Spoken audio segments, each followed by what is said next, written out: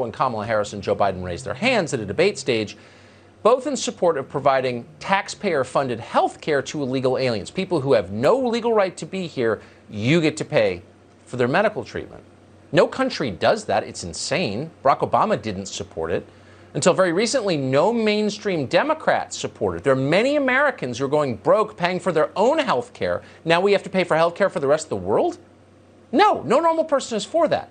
And yet when prompted by a moderator, Kamala Harris embraced it without pausing. This is a show of hands question, and hold them up for a moment so people can see. Raise your hand if your government plan would provide coverage for undocumented immigrants. Okay. So in a normal year, that would be at the very center of our national conversation. That is such a big deal. It's such a boundary-shattering position to take that we'd be talking about, but we're not.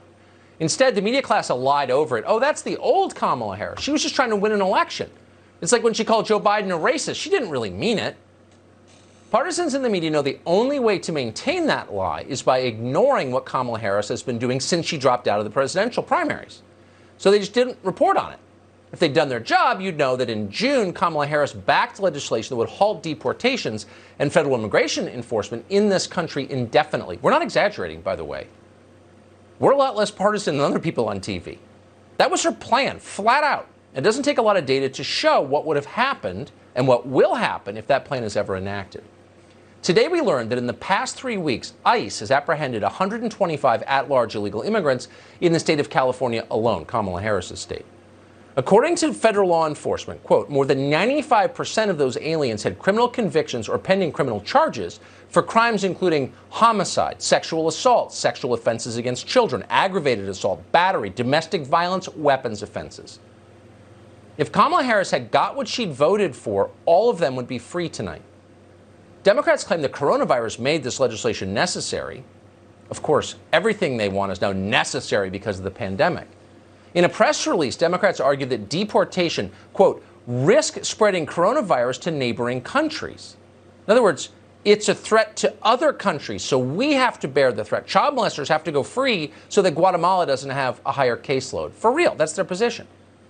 The legislation even stipulates that after a conviction or a charge for a violent crime like rape or murder, it's still not enough to deport someone. In other words, we need to keep violent criminals here because it's too dangerous to other nations to send them home. They're literally saying that. So who are these people, these undocumented immigrants that Kamala Harris thinks we cannot kick out of the country, we have to live with? Let's be specific. They're people like Roberto Montes Lopez. He was convicted for sexually abusing a child. Kamala Harris also went to bat for Selin Vieda Oriana, even though authorities say he sexually abused a child as well. Incidentally, that same man evaded deportation in 2018 because he said he had a child with him as part of his family unit.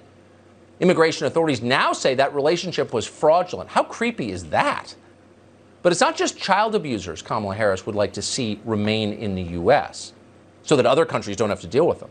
She also tried to retain suspected murderers like convicted human smuggler Israel Calderon Morales and kidnapping suspects like Pedro Antonio Escobar. Kamala Harris was even fighting for Jose Luis Rodriguez Vasquez. He was suspected of, quote, raping a minor or disabled person. There are many more cases like that. By our count, dozens of illegal aliens convicted of sexual assault and at least 14 migrants convicted of homicide, of murder, would still be in this country under legislation that Kamala Harris supported. That's not a small thing. It's not catching someone in a fib or digging up some scary high school yearbook quote or picture. That's a big deal.